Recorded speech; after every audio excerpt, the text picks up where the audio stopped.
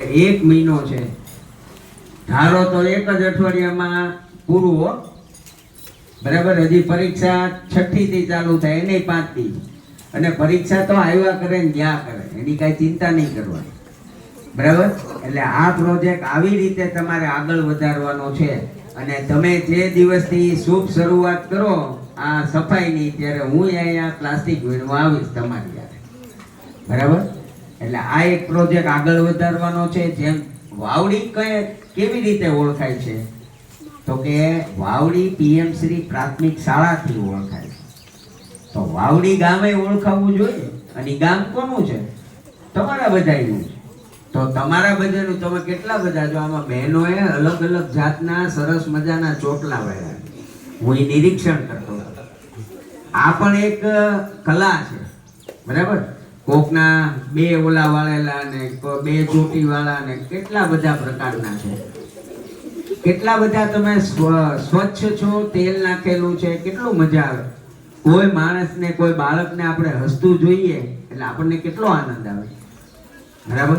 તો તમારા ગામની શેરીઓ જ્યારે તમારા ગામના લોકો આવી સ્વચ્છ જોશે તો એને કેટલો આનંદ આવશે.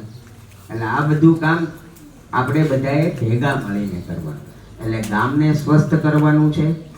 આવતા વર્ષે જ્યારે રમતોત્સવ થાય ત્યારે સામાન્ય રમત તો બાળકોને રમાડો, પણ ભવિષ્યમાં રમતવીર બને એવી ઉચ્ચ પ્રાથમિકમાં રમતની પસંદગી કરો, એને તૈયાર કરો, અને રાજ્ય કક્ષા સુધી એમને આગળ વધારો, એવી મારી ઈચ્છા છે.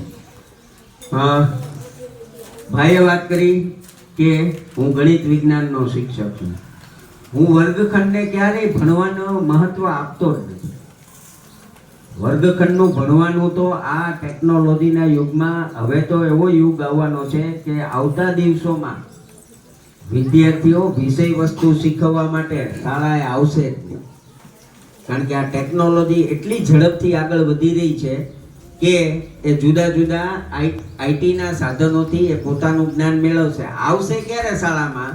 એને જે પાઠ કે જે વિષય વસ્તુ સમજાતી ન હોય એવું ભણવા આવશે, બરાબર. એટલે કહેવાનો અર્થ એ છે કે ભાઈએ વાત કરી કે અમે પ્રવાસ કરાવીએ છીએ. આ વખતે તમે ક્યાં પ્રવાસમાં ગયા હતા બેન? તમે ગયા હતા પ્રવાસમાં? નહીં બેન, ક્યાં ગયા હતા કયો? Statue of unity. 2 દિવસ રોકાણ હે? હા. રાત્રિ રોકાણ ક્યાં કર્યું? ભારતીય આશ્રમ. આશ્રમની આસપાસ નદી હતી? અરે વાહ. એ નદીનું નામ કોને આવડે? બોલો ભાઈ. હા, નર્મદા.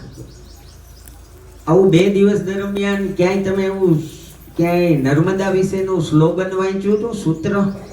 તમારા અહીંયા સુવિચાર જેમ લખેલા છે ને જુદી જુદી જગ્યાએ, નર્મદાનું કોઈની પાસેથી સાંભળ્યું હોય અથવા તો તમને ખ્યાલ છે નર્મદા નદીનું સૂત્ર? નહીં. કોઈ ગુરુજીઓને? કેટલા નર્મદા ગયેલા છે ગુરુજીઓ? હાથ ઊંચો કરો. અરે બાકીના 50% ને બાકી જો. ભલે સ્ટેચ્યુ ઓફ યુનિટી નો જોયું, પણ નર્મદાનું એક સૂત્ર છે, કોઈને ખ્યાલ હોય તો કયો, નહીતર હું કહી દેવાનો છું તો ખરા. નમામિ નર્મદે. હજી એક છે, બસ, નર્મદે સર્વદે. આનો અર્થ ખૂબ મહત્વનો. એનો અર્થ છે ને એ તમારા ગુરુજી હિતેશભાઈ તમને ક્યારેક ફ્રી હશે ને ત્યારે સમજાવો. નર્મદા, હું 58 વર્ષના આવી ગયો છું, એટલે 57 પૂરા થયા, 9 મહિના બાકી છે, બરાબર. મેં મારી જિંદગીમાં એટલો બધો પ્રવાસ કર્યો છે. મને આટલું બધું જે શીખવાનું મળ્યું ને વર્ગખંડમાંથી ક્યારેય મળ્યું જ નથી. એટલા બધા પ્રવાસ કર્યા છે કે જેની કોઈ સીમા નથી. આમ છતાં મને 5 વર્ષ પહેલા ખબર પડી તમને બધાને ખબર હશે ભારતની સૌથી પવિત્રમાં પવિત્ર નદી કઈ? હાથ ઊંચો કરો જેને ખબર હોય.